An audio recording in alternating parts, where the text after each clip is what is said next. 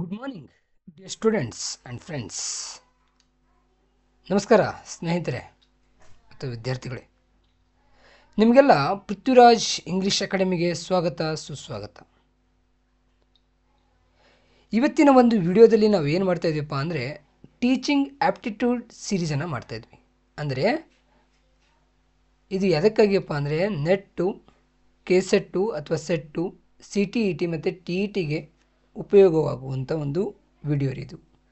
So ಇವತ್ತಿನ ದಿನ ನಾವು ಮೊದಲನೇ ದಿನ ಏನು ಮಾಡ್ತಾಯಿದ್ವಿ ಅಂದರೆ ಪಠ್ಯಕ್ರಮವನ್ನು ನೋಡ್ತೀವಿ, ಸಿಲೆಬಸನ್ನು ನೋಡ್ತೀವಿ. ಜೊತೆಗೆ ಈ ಚಾಪ್ಟ್ರಲ್ಲಿ ನಾವೇನು ಮಾಡ್ತೀವಿ ಅಂದರೆ ಈ ವಿಡಿಯೋದಲ್ಲಿ ನಾವು ಮೊದಲನೇ ಭಾಗವನ್ನು ಮುಗಿಸ್ತಾ ಇದ್ದೀವಿ. ಏನಂತೇಳಿ ಬೋಧನಾ ಯೋಗ್ಯತೆ ಅಥವಾ ಟೀಚಿಂಗ್ ಆ್ಯಪ್ಟಿಟ್ಯೂಡ್ ಎನ್ನುವುದರ ಬಗ್ಗೆ ನಾವು ಒಂದು ಅಧ್ಯಯನವನ್ನು ಮಾಡ್ತಾಯಿದ್ದೀವಿ ಇದರಲ್ಲಿ. ಸೊ ಅದಕ್ಕೂ ಮುಂಚಿತವಾಗಿ ನಾವೇನು ನೋಡಬೇಕಾಗಿತ್ತಪ್ಪ ಅಂದರೆ ಸಿಲೆಬಸನ್ನು ನೋಡಬೇಕಾಗಿದೆ ರೀ.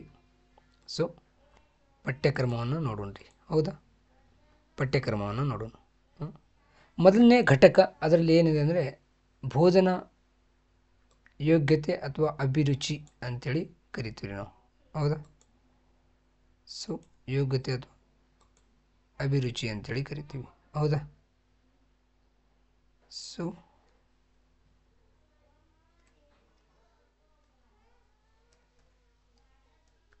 ಯೋಗ್ಯತೆ ಅಥವಾ ಟೀಚಿಂಗ್ ಆ್ಯಪ್ಟಿಟ್ಯೂಡ್ ಅದರೊಳಗೆ ಏನಂದರೆ ಮೊದಲನೇದು ಬೋಧನೆಯ ಪರಿಕಲ್ಪನೆ, ಉದ್ದೇಶಗಳು, ಬೋಧನೆಯ ಹಂತಗಳು, ಅದರೊಳಗೆ ಸ್ಮರಣೆ, ಅರ್ಥ ಮಾಡಿಕೊಳ್ಳುವಿಕೆ, ಪ್ರತಿಬಿಂಬನಾತ್ಮಕ ಲಕ್ಷಣಗಳು ಮತ್ತು ಮೂಲಭೂತ ಅಗತ್ಯಗಳು, ವಿದ್ಯಾರ್ಥಿಗಳ ಲಕ್ಷಣಗಳು, ಕಿಶೋರಾವಸ್ಥೆ, ವಯಸ್ಕ ವಿದ್ಯಾರ್ಥಿಗಳ ಲಕ್ಷಣಗಳು, ಶೈಕ್ಷಣಿಕ, ಸಾಮಾಜಿಕ, ಭಾವನಾತ್ಮಕ ಮತ್ತು ಜ್ಞಾನಾತ್ಮಕ ಲಕ್ಷಣಗಳು, ವೈಯಕ್ತಿಕ ಭಿನ್ನತೆಗಳನ್ನು ನೋಡ್ತೀವಿ. ಬೋಧನೆಗೆ ಪ್ರಭಾವ ಬೀರುವ ಅಂಶಗಳು, ಶಿಕ್ಷಕ, ವಿದ್ಯಾರ್ಥಿ, ಪಾಠೋಪಕರಣ, ಬೋಧನಾ ಸೌಲಭ್ಯಗಳು, ಕಲಿಕೆಯ ಪರಿಸರ ಮತ್ತು ಸಂಸ್ಥೆಗಳು ಬಗ್ಗೆ ತಿಳ್ಕೊತೀವಿ. ಉನ್ನತ ಶಿಕ್ಷಣ ಸಂಸ್ಥೆಗಳಲ್ಲಿ ಬೋಧನಾ ವಿಧಾನಗಳು ರೀ, ಶಿಕ್ಷಕ ಕೇಂದ್ರಿತ ಹಾಗೂ ವಿದ್ಯಾರ್ಥಿ ಕೇಂದ್ರಿತ ವಿಧಾನಗಳು, ಆನ್ಲೈನ್ ಆಫ್ಲೈನ್ ವಿಧಾನಗಳು, ಸ್ವಯಂಪ್ರಭಾ, ಮೋಕ್ಸ್ ಇತ್ಯಾದಿಗಳು ರೀ. ಬೋಧನಾ ಬೆಂಬಲ ವ್ಯವಸ್ಥೆ ಸಾಂಪ್ರದಾಯಿಕನೋ ಏನು ಆಧುನಿಕವೋ, ICT ಆಧಾರಿತವೋ ಏನು ಮೌಲ್ಯಮಾಪನದ ವ್ಯವಸ್ಥೆಗಳು ರೀ, ಅಂಶಗಳು ಮತ್ತು ಪ್ರಕಾರಗಳು, CBCS ಅಥವಾ ಚಾಯ್ಸ್ ಬೇಸ್ಡ್ ಕ್ರೆಡಿಟ್ ಸಿಸ್ಟಮ್ ರೀ, ಅಲ್ಲಿನ ಮೌಲ್ಯಮಾಪನ, ಕಂಪ್ಯೂಟರ್ ಆಧಾರಿತ ಪರೀಕ್ಷೆ, ಮಾಪನದಲ್ಲಿನ ನವೀನತೆಗಳು ರೀ, ಹೊಸ ವಿಚಾರಗಳು ಅದ ರೀ. ಎರಡನೇ ಘಟಕ ರೀ ಸಂಶೋಧನಾ ಅಭಿರುಚಿ ಅಥವಾ ಯೋಗ್ಯತೆ,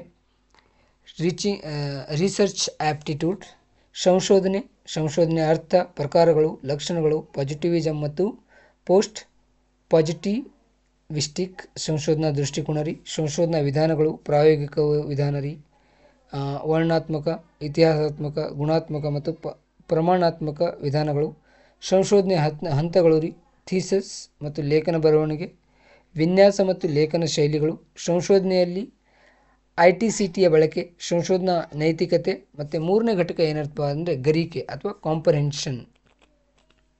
ಅಂದರೆ ಇದರೊಳಗೆ ಏನು ಮಾಡ್ತಾರೆ ಅಂದರೆ ಒಂದು ಪಠ್ಯವನ್ನು ನೀಡಿರ್ತಾರೆ ಅಥವಾ ಪ್ಯಾಸೇಜನ್ನು ನೀಡಿರ್ತಾರೆ, ಅದರಿಂದ ನಮಗೆ ಏನು ಮಾಡ್ತಾರೆ ಪ್ರಶ್ನೆಗಳನ್ನು ಕೇಳಲಾಗ್ತದೆ ರೀ, ಅವುಗಳಿಗೆ ನಾವು ಉತ್ತರವನ್ನು ನೀಡಬೇಕು ಅಂದರೆ ಒಂದು ಪ್ಯಾಸೇಜ್ ಇರ್ತದೆ ಅಂತೇಳಿ ಅರ್ಥ. ಓಕೆ, ನಾಲ್ಕನೇದೇನು ಸಂವಹನ, ಕಮ್ಯುನಿಕೇಷನ್, ಸಂವಹನದ ಅರ್ಥ, ಪ್ರಕಾರಗಳು, ಲಕ್ಷಣಗಳನ್ನು ಕೇಳ್ತಾರೆ.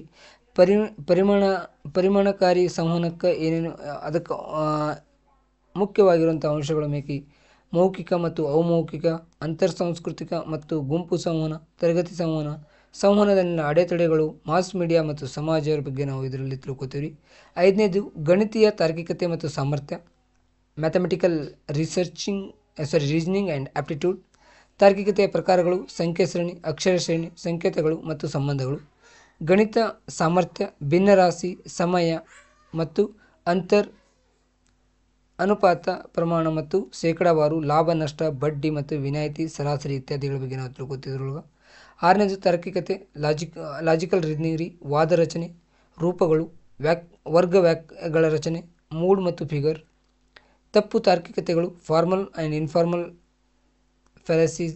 ಫಾಲೆಸೀಸ್, ಭಾಷೆಯ ಬಳಕೆ, ಅರ್ಥಸ್ಪಷ್ಟತೆ ಇದರೊಳಗೆ ನಾವು ನೋಡ್ತೀವಿ. ವಿರೋಧಿತ ಚತುರ್ಭುಜವನ್ನು ನೋಡ್ತೀವಿ. ನಿಷ್ಕರ್ಷ ಮತ್ತು ವ್ಯಾಪಕ ತಾರ್ಕಿಕತೆ ಮೌಲ್ಯಮಾಪನ, ಉಪಮಾನಗಳು, ವೆನ್ ಡಯಾಗ್ರಾಮನ್ನು ನೋಡ್ತೀವಿ ನಾವು ಇದರೊಳಗೆ. ಸರಳ ಮತ್ತು ಬಹುಮುಖ ಉಪಯೋಗಗಳನ್ನು ನೋಡ್ತೀವಿ.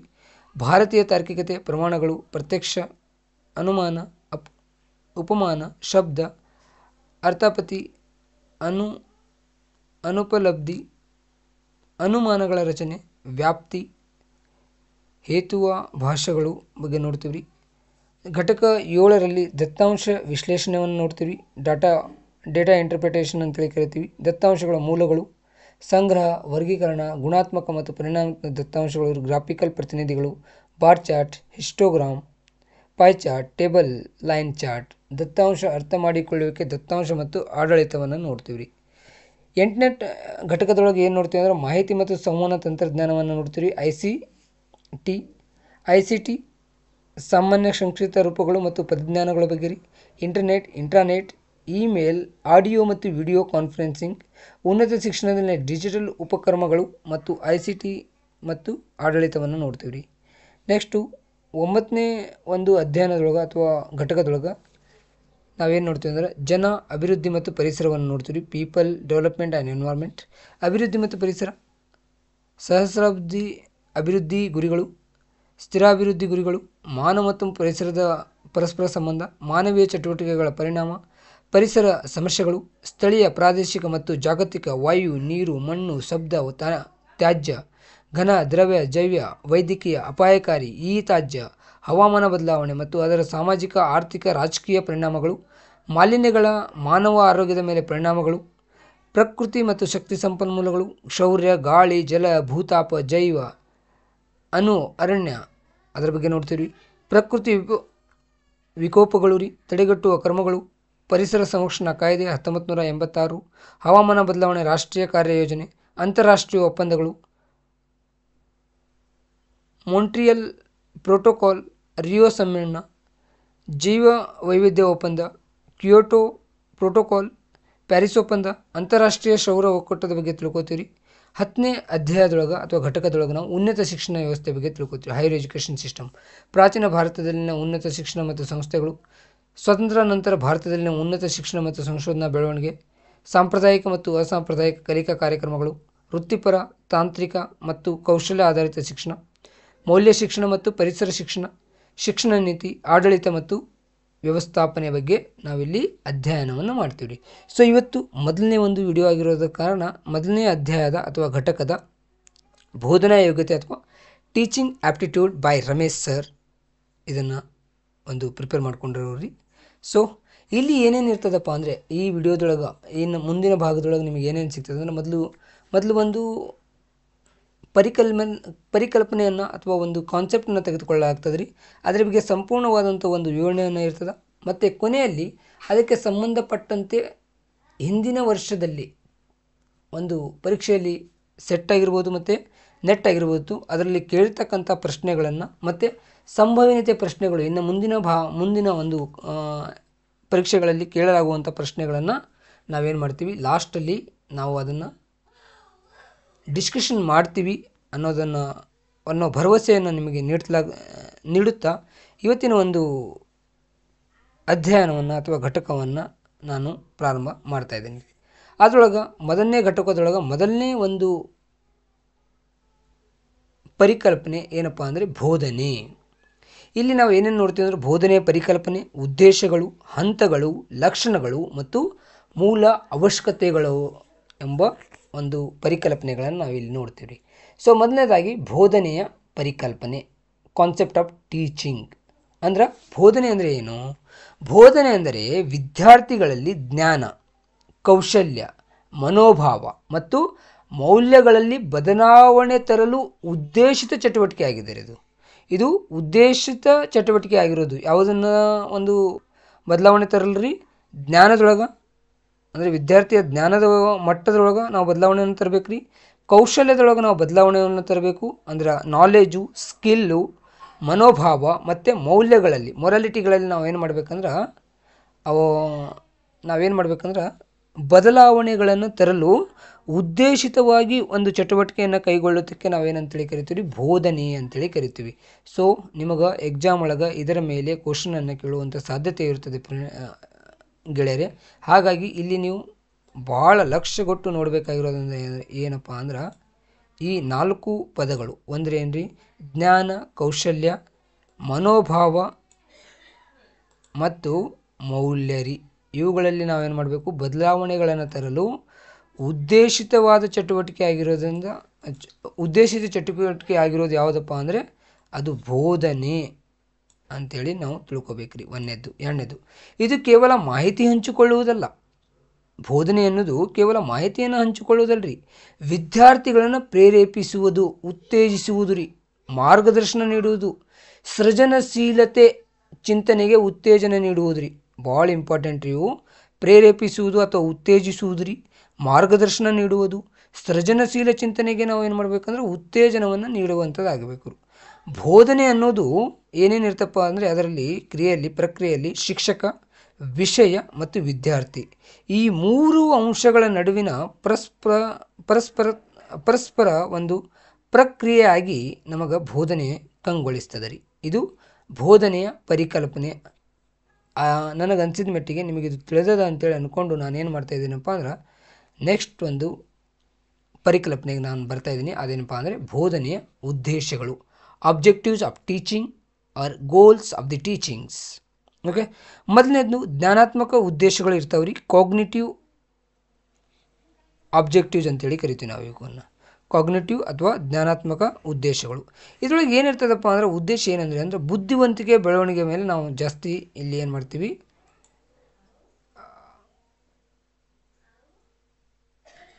ಪ್ರಾಶಸ್ತ್ಯವನ್ನು ನಾವು ನೀಡ್ತೀವಿ ರೀ. ಉದಾಹರಣೆಗೆ ಏನಾಗ್ತದಪ್ಪ ಅಂದರೆ ಇಲ್ಲಿ ವಿಷಯಗಳನ್ನು ಏನು ಮಾಡ್ತೀವಿ ಅಂದ್ರೆ ನಾವು ನೆನಪಿಡೋದನ್ನು ಮಾಡ್ತೀವಿ ರೀ. ಅರ್ಥ ಮಾಡಿಕೊಳ್ಳೋದು, ಜ್ಞಾನವನ್ನು ಅನ್ವೇಷಿಸುವುದು ನಾವಿಲ್ಲಿ ಮಾಡ್ತೀವಿ ರೀ. ಎಲ್ಲಿ? ಜ್ಞಾನಾತ್ಮಕ ಉದ್ದೇಶದೊಳಗೆ. ನೆಕ್ಸ್ಟ್ ಬರುವಂಥದ್ದು ಭಾವನಾತ್ಮಕ ಉದ್ದೇಶ, ಅಫೆಕ್ಟಿವ್. ಓಕೆ, ಮೌಲ್ಯಗಳು, ಮನೋಭಾವಗಳು, ಸಂವೇದನೆ ಇಲ್ಲಿ ಬೆಳೆಸುತ್ತವೆ. ಏನಪ್ಪ ಅಂದ್ರೆ ಅಂಥವು ಯಾವುವು ಅಂದ್ರೆ ಸಹಾನುಭೂತಿಯನ್ನು ನಾವು ಬೆಳೆಸ್ಕೋತೀವಿ, ಇಲ್ಲಿ ಸಹಕಾರವನ್ನು ಬೆಳೆಸ್ಕೋತೀವಿ, ಜವಾಬ್ದಾರಿಯನ್ನು ಇಲ್ಲಿ ನಾವೇನು ಮಾಡ್ತೀವಿ ಅಂದ್ರೆ ಬೆಳೆಸ್ಕೋತೀವಿ. ನೆಕ್ಸ್ಟ್ ಬರುವಂಥದ್ದು ಏನಂದ್ರೆ ಕೌಶಲಾತ್ಮಕ ಉದ್ದೇಶಗಳು, ಸೈಕೋ ಮೋಟರ್ ಅಂತೇಳಿ ಕರಿತೀವಿ ನಾವು ಇದಕ್ಕೆ. ಸೊ ಪ್ರಾಕ್ಟಿಕಲಿ ಅಥವಾ ಪ್ರಾಯೋಗಿಕವಾಗಿ ಕೌಶಲ್ಯಗಳನ್ನು ಅಭಿವೃದ್ಧಿಪಡಿಸುವುದು ಆಗಿದೆ ಇಲ್ಲಿ. ಅಂದರೆ ಉದಾಹರಣೆಗೆ ಏನಂದ್ರೆ ಪ್ರಯೋಗ ಮಾಡುವುದು, ನಕ್ಷೆ ಬಿಡಿಸುವುದು, ಕಲೆ ಕೌಶಲ್ಯಗಳನ್ನ ಬೆಳೆಸಿಕೊಳ್ಳೋದು. ಇದು ಏನು? ಮೂರನೇ ಉದ್ದೇಶ ರೀ. ಒಟ್ಟಾರೆ ಬೋಧನೆಯ ಉದ್ದೇಶ ಏನಾಗಿರ್ತದಪ್ಪ ಅಂದ್ರೆ ಸಮಗ್ರ ವ್ಯಕ್ತಿತ್ವದ ಬೆಳವಣಿಗೆ ಆಗಿರ್ತದೆ ರೀ. ಒಟ್ಟಾರೆ ಒಂದು ನಮ್ಮ ಉದ್ದೇಶ ಏನಾಗಿರ್ತದ ಒಂದು ಬೋಧನೆಯದಪ್ಪ ಅಂದರೆ ಅದು ಸಮಗ್ರ ಅಂದ್ರೆ ಸಂಪೂರ್ಣವಾದಂತಹ inclusive development of the personality ಅಥವಾ ಇನ್ಕ್ಲೂಸಿವ್ ಪರ್ಸನಾಲಿಟಿ ಡೆವಲಪ್ಮೆಂಟ್ ಅಂತೇಳಿ ಕರಿತೀವಿ ನಾವು. ಅಥವಾ ಸಮಗ್ರ ವ್ಯಕ್ತಿತ್ವದ ಬೆಳವಣಿಗೆಯೇ ಒಂದು ಬೋಧನೆಯ ಉದ್ದೇಶ ಆಗಿರ್ತದೆ ರೀ. ಮುಂದೆ ಮೂರನೇದೇನಪ್ಪ ಅಂದರೆ ಬೋಧನೆಯ ಹಂತಗಳು. ಬೋಧನೆಯ ಹಂತಗಳದ್ದು ಏನಾಗ್ತದೆ? 3 ಹಂತಗಳು ಬರ್ತವೆ ರೀ ಸ್ನೇಹಿತರೆ. ಒಂದು ಸ್ಮರಣಾ ಹಂತ ಅಥವಾ ಮೆಮರಿ ಲೆವೆಲ್ ಅಂತೇಳಿ ಕರಿತೀವಿ ನಾವು ಇದನ್ನು. ಅಂದರೆ ಇಲ್ಲಿ ಏನಾಗ್ತದೆ, ನಾವೇನಂತೀವಿ ಅಂದ್ರೆ ಬಾಹ್ಯಾಟ್ ಮಾಡೋದು ಅಂತೇಳಿ ಕರಿತೀವಲ್ಲ, ಬಾಹ್ಯಾಟ್ ಮಾಡೋದು ರೀ, ಅದನ್ನು ಇಲ್ಲಿ ಕರಿತಾರೆ ರೀ. ಇದು ಆ ಹಂತ. ಇದು ಪಾಠವನ್ನು ಕೇವಲ ಕಣ್ಮುಚ್ಚಿ ನೆನಪಿಡುವುದು ರೀ. ಇಲ್ಲಿ ಏನು ಇದನ್ನು ಏನು ಮಾಡೋದು ಅಂದರೆ ನೆನಪಿಟ್ಕೊಳ್ಳೋದು. ಎರಡನೇದು ಇದು ಏನಂದ್ರೆ ಇದು ಶಿಕ್ಷಕ ಕೇಂದ್ರಿತ ಬೋಧನೆ, ವೆರಿ ಇಂಪಾರ್ಟೆಂಟ್ ರೀ. ಇದರ ಮೇಲೆ ಕ್ವಶನ್ ಕೇಳುವಂಥದ್ದು ಆಗ್ತದೆ. ಸೊ ಇದನ್ನು ನೀವು ನೆನಪಿಟ್ಕೋಬೇಕು, ಒಟ್ಟ ಮರೆಯಬಾರ್ದ್ರಿ ಇದನ್ನು. ಏನು ಇದು? ಶಿಕ್ಷಕ ಕೇಂದ್ರಿತ ಒಂದು ಬೋಧನೆ. ಯಾವುದು? ಸ್ಮರಣ ಹಂತ.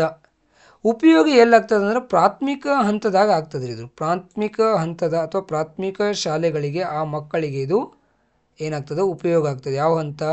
ಸ್ಮರಣ ಹಂತ. ಮಿತಿ ಏನಾಗ್ತದೆ ಅಂದ್ರೆ ಆಳವಾದ ಅರಿವು ಇಲ್ಲಿ ಉಂಟಾಗುವುದಿಲ್ಲ. ಅಂದರೆ ಮೆಮ್ರಿ ಇಲ್ಲಿ ಏನು ಬಾಯಟ್ ಮಾಡೋದಂದ್ರೆ ಮಕ್ಕಳಲ್ಲಿ ಆಳವಾದ ಒಂದು ಅರಿವು ಉಂಟಾಗುವುದಿಲ್ಲ ರೀ. ನೆಕ್ಸ್ಟ್ ಎರಡನೇದು ಅರ್ಥ ಮಾಡಿಕೊಳ್ಳುವ ಹಂತ ಅಥವಾ ಅಂಡರ್ಸ್ಟ್ಯಾಂಡಿಂಗ್ ಲೆವೆಲ್ ಅಂತೇಳಿ ಕರಿತೀವಿ. ಇದು ಶಿಕ್ಷಕ ಮತ್ತು ವಿದ್ಯಾರ್ಥಿಗಳು ಇಬ್ಬರೂ ಇಲ್ಲಿ ಏನಾಗಿರ್ತದೆ? ಸಕ್ರಿಯರಾಗಿರ್ತಾರೆ ರೀ.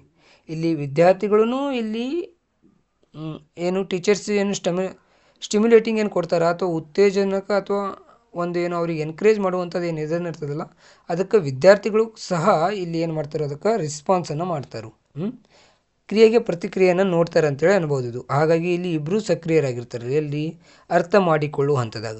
ಇಲ್ಲಿ ಏನೇನು ನಡೀತದಪ್ಪ ಅಂದ್ರೆ ಅರ್ಥೈಸಿಕೊಳ್ಳುವಿಕೆ ನಡೀತದೆ ರೀ. ಹೋಲಿಕೆ ಮಾಡುವುದು ಅಂದ್ರೆ ಎರಡನ್ನು ಹೋಲಿಕೆ ಮಾಡುವಂಥದ್ದು ನಡೀತದೆ ರೀ. ಇಲ್ಲಿ ಕಂಪ್ಯಾರಿಸನ್ ಮಾಡುವಂಥದ್ದು. ಸಾರಾಂಶ ಮಾಡುವಂಥದ್ದು, ಸಮರೈಸೇಷನ್ ಮಾಡುವಂಥದ್ದು ಇಲ್ಲಿ ನಡೀತದೆ ಈ ಹಂತದಾಗ.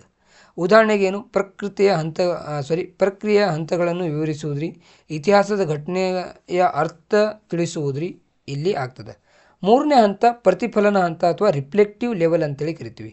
ಇದನ್ನು ನಾವು ಏನಂತೇಳಿ ಕರಿತೀವಿ, ಅತ್ಯಂತ ಉನ್ನತ ಹಂತ ಅಂತೇಳಿ ಕರಿತೀವಿ ರೀ. ಭಾಳ ಇಂಪಾರ್ಟೆಂಟ್ ರೀ ಇದು, ಇದನ್ನು ನೆನಪಿಟ್ಕೋಬೇಕು ರೀ, ಮರಿಬಾರ್ದು. ನೆಕ್ಸ್ಟು ವಿದ್ಯಾರ್ಥಿ ಕೇಂದ್ರಿತ ಸಮಸ್ಯೆ ಪರಿಹಾರ ಹಾಗೂ ತಾರ್ಕಿಕ ಚಿಂತನೆಯ ಹಂತ ಅಂತೇಳಿ ಕರಿತೀವಿ ನಾ ಇದಕ್ಕೆ. ಸೊ ಇವೆಲ್ಲನೂ ಮರೆಯಬಾರ್ದ್ರಿ ಇಲ್ಲಿ. ಸೊ ಇಲ್ಲಿ ಉದಾಹರಣೆ ಏನಪ್ಪ ಅಂದರೆ ನೋಡ್ರಿ, ವಿಜ್ಞಾನಗಳ ಸಮಸ್ಯೆಗಳನ್ನು ಪರಿಹರಿಸೋದ್ರಿ, ಸಮಾಜದ ವಿಚಾರಗಳ ಕುರಿತು ಚರ್ಚೆ ಮಾಡುವುದ್ರಿ. ಇದು ನಿಜವಾದ ಶಿಕ್ಷಣ ಈ ಹಂತದಲ್ಲೇ ಸಾಧ್ಯ ಆಗ್ತದೆ ಅಂತೇಳಿ ಅನ್ಬೋದು ರೀ. ಯಾವುದು, ಪ್ರತಿಫಲನ ಹಂತದಾಗ. ಸೊ ಇದನ್ನು ಮರಿಬೇಡ್ರಿ, ಇದನ್ನು ನೆನಪಿಟ್ಕೋರಿ, ಇದು ಭಾಳ ಭಾಳ ಇಂಪಾರ್ಟೆಂಟ್ ಆಗ್ತದೆ. ನಿಜವಾದ ಶಿಕ್ಷಣದ ಹಂತ ಯಾವುದಪ್ಪ ಅಂದ್ರೆ ಅದು ಪ್ರತಿಫಲನ ಹಂತ ಅಥವಾ ರಿಫ್ಲೆಕ್ಟಿವ್ ಲೆವೆಲ್ ಅಂತೇಳಿ ಕರಿತೀವಿ ರೀ. ಮರಿಬೇಡ್ರಿ ಸ್ನೇಹಿತರೆ. ನನಗನ್ಸಿದ ಮಟ್ಟಿಗೆ ನೀವು ಇದನ್ನು ಮರೆಯಲ್ಲ ಅಂತೇಳಿ ಅಂದ್ಕೊಂಡು ನಾನೇನು ಮಾಡ್ತಾಯಿದ್ದೀನಿ, ಮುಂದಿನ ಒಂದು ಇದಕ್ಕೆ ಹೋಗ್ತಾಯಿದ್ದೀನಿ. ಅದೇನಂದ್ರೆ ಬೋಧನೆಯ ಲಕ್ಷಣಗಳು, ಕ್ಯಾರೆಕ್ಟರಿಸ್ಟಿಕ್ ಆಫ್ ಟೀಚಿಂಗ್. ಒಂದೇದು ಉದ್ದೇಶಪೂರಿತ ಸ್ಪಷ್ಟ ಗುರಿ ಇದರಲ್ಲಿ ಇರ್ತದೆ ರೀ. ಇದು ಉದ್ದೇಶಪೂರಿತ ರೀ, ಇದರ ಮೀನಿಂಗ್ ಒಳಗೆ ಅದು ಏನು, ಇದು ಉದ್ದೇಶಪೂರಿತವಾದಂಥ ಒಂದು ಘಟನೆ, ಒಂದು ಚಟುವಟಿಕೆ ರೀ. ಹೌದಾ, ವಿದ್ಯಾರ್ಥಿಗಳಲ್ಲಿ ಏನೇನು ನಾವು ಬದಲಾವಣೆ ತರಬೇಕಂತೇಳಿ ಅಂದ್ಕೊಂಡಿದ್ದೀವಲ್ಲ, ಆ ಬದಲಾವಣೆಗಳನ್ನ ತರಲಿಕ್ಕೆ ಇದು ಉದ್ದೇಶಪೂರ್ವಕವಾದಂಥ ಒಂದು ಇದನ್ನಾಗಿರ್ತದೆ. ಏನು, ಜ್ಞಾನದೊಳಗೆ, ಕೌಶಲ್ಯದೊಳಗೆ, ಮನೋಭಾವ ಮತ್ತು ಮೌಲ್ಯಗಳಲ್ಲಿ ಬದಲಾವಣೆಗಳನ್ನು ತರಲಿಕ್ಕೆ ನಾವು ಏನು ಮಾಡ್ಕೊಂಡಿರ್ತೀವಲ್ಲ ಅದು. ಹೌದಾ, ಸೊ ಹಾಗಾಗಿ ಇದೇನಿದು ಉದ್ದೇಶಪೂರ್ವಕ ಮತ್ತು ಸ್ಪಷ್ಟ ಗುರಿ ಇದರೊಳಗೆ ಇರ್ತದೆ. ಪರಸ್ಪರ ಕ್ರಿಯಾಶೀಲತೆ ಇರ್ತದೆ. ಇಲ್ಲಿ ವಿದ್ಯಾರ್ಥಿ ಮತ್ತು ಶಿಕ್ಷಕರು ಇಬ್ಬರ ನಡುವೆ ಏನಿರ್ತದೆ, ಕ್ರಿಯಾಶೀಲತೆ ಇರ್ತದೆ ಇಬ್ಬರ ನಡುವೆ. ಆ ರೀತಿಯಾದಂಥ ಪರಿಸರ ಇರ್ತದೆ. ಚುರುಕಾದ ಮತ್ತು ಬದಲಾವಣೆ ಹೊಂದುವ ಪರಿಸ್ಥಿತಿಗೆ ತಕ್ಕಂತೆ ಬೋಧನೆ ಇರ್ತದೆ ರೀ. ಅಲ್ಲಿ ಯೋಜಿತ ಚಟುವಟಿಕೆ ಇರ್ತದೆ ರೀ. ಮೊದಲೇ ನಾವು ಒಂದು ಯೋಜನೆಯನ್ನು ಹಾಕ್ಕೊಂಡಿರ್ತೀವಿ ಬೋಧನೆ ಮಾಡೋಕೆ, ಪಾಠದ ಯೋಜನೆಯನ್ನು ಮಾಡ್ಕೊಂಡಿರ್ತೀವಿ, ಲೆಸನ್ ಪ್ಲ್ಯಾನ್ ಅಂತೇಳಿ ಕರಿತೀವಿ ನಾವು ಇಂಗ್ಲೀಷ್ ಒಳಗೆ. ಅದರ ಪ್ರಕಾರ ಏನಾಗ್ತದೆ, ಬೋಧನೆ ನಡೀತದೆ ರೀ. ಬಹುಮುಖ ಜ್ಞಾನ, ಭಾವನೆ, ಕೌಶಲ್ಯ ಬೆಳವಣಿಗೆಗೆ ಇದು ಸಹಾಯಕ ಆಗ್ತದೆ ರೀ. ಕಲೆ ಮತ್ತು ವಿಜ್ಞಾನ, ಸೃಜನಶೀಲತೆ ಜೊತೆಗೆ ಕ್ರಮಬದ್ಧತೆಯೂ ಇಲ್ಲಿ ಇರ್ತದೆ. ಇದೇನಿದು ಬೋಧನೆ ಅನ್ನೋದು ಒಂದೇ ಸಲ ಆಗುವಂಥದ್ದಲ್ಲ ರೀ, ಇದು ನಿರಂತರ ಪ್ರಕ್ರಿಯೆ ರೀ. ಇದು ಜೀವನ ಪರ್ಯಂತರ ಬೋಧನೆ ಅನ್ನೋದು ನಡೀತದ ಅನ್ನೋದನ್ನು ನಾವು ಮರಿಬಾರ್ದು ರೀ. ಹೌದಾ. ನೆಕ್ಸ್ಟು 5ನೇದು ಬೋಧನೆಯ ಮೂಲ ಅವಶ್ಯಕತೆಗಳು, ಬೇಸಿಕ್ ರಿಕ್ವೈರ್ಮೆಂಟ್ಸ್ ಆಫ್ ಟೀಚಿಂಗ್. ಬೋಧನೆಗೆ ಏನೇನು ಬೇಕು, ಒಬ್ಬ ಸಿದ್ಧ ಶಿಕ್ಷಕ ಬೇಕ್ರಿ, ವಿಷಯದಲ್ಲಿ ಪಾರಂಗತತೆ ಇರಬೇಕ್ರಿ, ಮತ್ತು ಅವಂಗ ಉತ್ತಮ ಸಂವಹನ ಇರಬೇಕ್ರಿ. ಅವರಿಗೆ ಉತ್ತಮ ಸಂವಹನ ಕೌಶಲ್ಯವನ್ನು ಅವ್ರು ಹೊಂದಿರಬೇಕು. ವಿಷಯದಲ್ಲಿ ಏನಿರಬೇಕು, ನಾವೇನಂತ ಹೇಳಿ ಕರಿತೀವಿ ಅಂದರೆ ಸಬ್ಜೆಕ್ಟ್ ಎಕ್ಸ್ಪರ್ಟೀಸ್ ಅಂತೇಳಿ ಕರಿತೀವಿ ರೀ. ಹೌದಾ. ವಿಷಯದಲ್ಲಿ ಏನಿರಬೇಕು, ಪಾರಂಗತೆ ಇರಬೇಕು, ಮತ್ತು ಅವರು ಉತ್ತಮ ಸಂವಹನವನ್ನು ಹೊಂದಿರಬೇಕು. ಎರಡನೇದು ಸ್ಪಷ್ಟ ಗುರಿಗಳು ಇರಬೇಕು. ಏನು, ಬೋಧನೆಗೆ ನಿಶ್ಚಿತ ಉದ್ದೇಶವನ್ನು ಇರಬೇಕು ಅಥವಾ ಗುರಿಗಳು ಇರಬೇಕು. ವಿದ್ಯಾರ್ಥಿಗಳ ಅರಿವು ರೀ, ವಯಸ್ಸು, ಹಿನ್ನೆಲೆ, ಆಸಕ್ತಿಯನ್ನು ತಿಳಿದುಕೊಳ್ಳೋದಾಗಿರ್ತದೆ ರೀ. ಹೌದಾ. ನೆಕ್ಸ್ಟು ಫಲಪ್ರದ ಸಂವಹನ ಇರಬೇಕು, ಅಂದರೆ ಸರಳ ಭಾಷೆ ಒಳಗಿರಬೇಕು, ಉದಾಹರಣೆ ಸಹಿತ ಇರಬೇಕು, ದೃಶ್ಯ ಮಾಧ್ಯಮಗಳ ಮೂಲಕ ಆಗಿದ್ರೆ ಬಹಳ ಚಲೋ ಆಗ್ತದೆ ರೀ ಇದು. ನೆಕ್ಸ್ಟು ಸರಿಯಾದ ವಿಧಾನಗಳು ರೀ. ಏನು, ಉಪನ್ಯಾಸ ವಿಧಾನನೋ, ಚರ್ಚಾ ವಿಧಾನನೋ, ಪ್ರದರ್ಶನ ವಿಧಾನೋ, ICT ಅಂದ್ರೆ ಏನಿದು,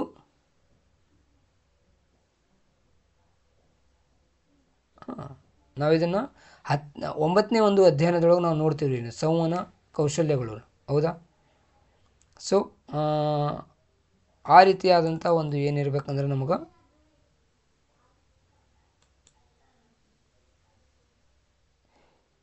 ಏನು, ಮಾಹಿತಿ ತಂತ್ರಜ್ಞಾನ ವಿಧಾನ, ಆ ಉಪಕರಣಗಳ ಮೂಲಕ ಇದ್ದರೆ ಇನ್ನೂ ಭಾಳ ಚಲೋ ಆಗ್ತದೆ ರೀ ಇದು. ಆಮೇಲೆ ಏನಾಗಬೇಕು, ಅನುಕೂಲಕರ ಕಲಿಕಾ ವಾತಾವರಣ ಇರಬೇಕು. ಆರೋಗ್ಯಕರ ಹಾಗೂ ಪ್ರೇರೇಪಕ ವಾತಾವರಣ ಇರಬೇಕು ರೀ. ಇದ್ರೊಳಗೆ ಮೌಲ್ಯಮಾಪನ ಮತ್ತು ಪ್ರತಿಕ್ರಿಯೆಗಳು ಆಗಬೇಕು. ವಿದ್ಯಾರ್ಥಿಗಳ ಪ್ರಗತಿ ಮತ್ತು ಪರಿಶೀಲನೆ ಆಗ್ತಾನೆ ಇರಬೇಕು ರೀ. ಇಲ್ಲಿ ಮೌಲ್ಯಮಾಪನ ಆಗ್ತಿರಬೇಕು, ಅದಕ್ಕೆ ಮತ್ತು ಪ್ರತಿಕ್ರಿಯೆ ಆಗಬೇಕು. ಮೌಲ್ಯಮಾಪನ ಮಾಡಬೇಕು, ಅದು ಸರಿಯಾಗಿ ಇದ್ದಿದ್ರೆ ಅದಕ್ಕೂ ಒಂದು ಪ್ರತಿಕ್ರಿಯೆಯನ್ನು ನೀಡಬೇಕು ರೀ ಶಿಕ್ಷಕರಾದವರು. ಮತ್ತು ಅದೇನಾದರೂ ನಮ್ಮ ಒಂದು ನಾವೇನು ಅಂದ್ಕೊಂಡಿರ್ತೀವಿ ಆ ಒಂದು ಇದಕ್ಕೆ ತಕ್ಕ ಮಟ್ಟಿಗೆ ಇರಲಿಕ್ಕಂದ್ರೆ ಅದನ್ನು ನಾವೇನು ಮಾಡ್ಬೇಕಂದ್ರೆ ಮತ್ತೆ ಅದನ್ನು ನಾವು ಒಂದು ವಿದ್ಯಾರ್ಥಿಗಳ ಕಡೆಯಿಂದ ಮತ್ತೆ ಅದಕ್ಕೆ ಎಕ್ಸಾಮನ್ನು ಕಂಡಕ್ಟ್ ಮಾಡೋದ್ರ ಮೂಲಕ ಅಥವಾ ಮತ್ತೆ ಒಂದು ಪರೀಕ್ಷೆಯನ್ನು ತೆಗೆದುಕೊಳ್ಳೋದ್ರ ಮೂಲಕ ನಾವೇನು ಮಾಡಬೇಕಂದ್ರೆ ಅದನ್ನು ಸರಿಪಡಿಸ್ಕೊಳ್ಬೇಕು ಅನ್ನೋದು ಇದರ ಉದ್ದೇಶ ಆಗಿದೆ.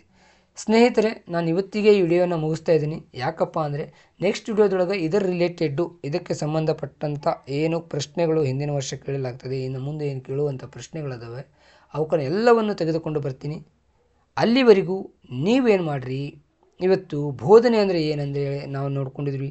ಬೋಧನೆ ಕೇವಲ ಜ್ಞಾನ ಹಂಚಿಕೆ ಅಲ್ರಿ, ಅದು ವಿದ್ಯಾರ್ಥಿಗಳ ಸಮಗ್ರ ಬೆಳವಣಿಗೆಗೆ ಸಹಾಯ ಮಾಡುವ ಕ್ರಿಯಾಶೀಲ ಪ್ರಕ್ರಿಯೆ ಆಗಬೇಕು. ಸ್ಮರಣೆ, ಅರ್ಥ ಮಾಡಿಕೊಳ್ಳುವಿಕೆ ಇದು ಹಂತ. ಪ್ರತಿಫಲನ ಹಂತದಲ್ಲಿ ಇದು ಬೋಧನೆ ಹಂತಗಳನ್ನು ಸ್ಮರಣೆ, ಅರ್ಥ ಮಾಡಿಕೊಳ್ಳುವಿಕೆ, ಪ್ರತಿಫಲನ ಹಂತಗಳಲ್ಲಿ ಬೋಧನೆ ಬೆಳೆಯುತ್ತಾ ಹೋಗ್ತದೆ ರೀ. ಸಮರ್ಥ ಬೋಧನೆಗಾಗಿ ಶಿಕ್ಷಕರ ತಯಾರಿ ಇರಬೇಕು ರೀ, ಸ್ಪಷ್ಟ ಗುರಿಗಳು ಇರಬೇಕು, ಸರಿಯಾದ ವಿಧಾನಗಳು ಇರಬೇಕು, ಪ್ರತಿಕ್ರಿಯೆ ಅಗತ್ಯವಾಗಿ ಬೇಕೇ ಬೇಕ್ರಿ.